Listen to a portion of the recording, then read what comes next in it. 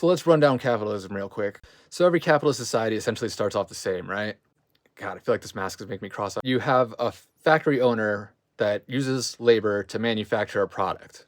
And then the factory owner sells that product for money.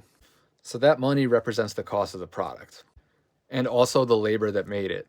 So the difference in price between the labor and the cost of the product, that's called your surplus value.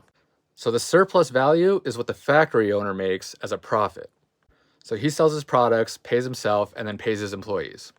So that's essentially capitalism, right? But capitalism actually evolves. So that was called a manufacturing economy or a production economy. Then it moves into a service economy.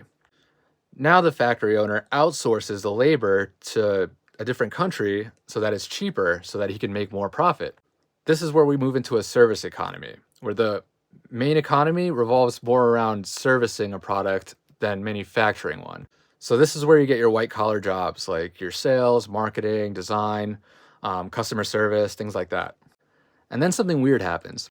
We evolve again, and that factory owner no longer needs much of that white collar labor anymore because he automated it. And this is where we move into a finance economy. And a finance economy gets pretty weird. The finance economy exists basically only on the stock market. Now the factory owners are basically just investing in other factory owners, so they're just moving money around and kind of gambling with it. So now if you're as old as me, you could kind of recall all those moments in history, right? Like up until about the 80s, we were manufacturing basically everything here.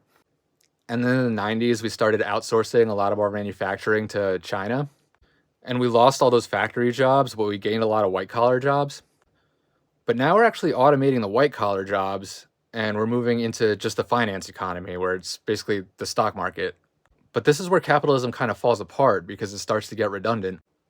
At this point, you're just moving money around and betting on markets and you're not actually providing any value. So you don't actually have a product that's as profitable as the value of your factory. So then it kind of falls apart because the money isn't backed by anything really. And that's your introduction to Marxism.